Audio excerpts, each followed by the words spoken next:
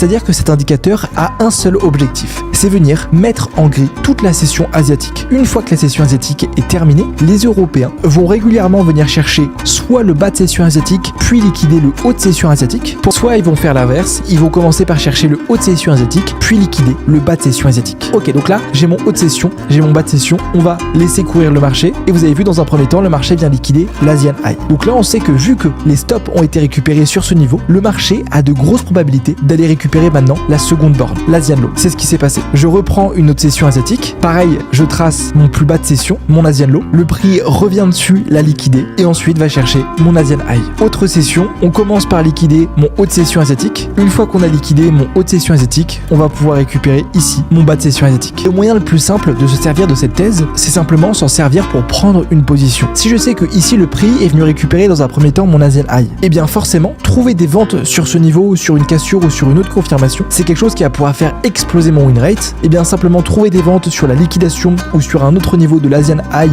et récupérer l'Asian Low, c'est un trade qui a du potentiel. L'inverse, c'est la même chose. Dès que le marché vient liquider l'Asian Low, je sais que je dois trouver des achats et donc je peux m'apprêter à rentrer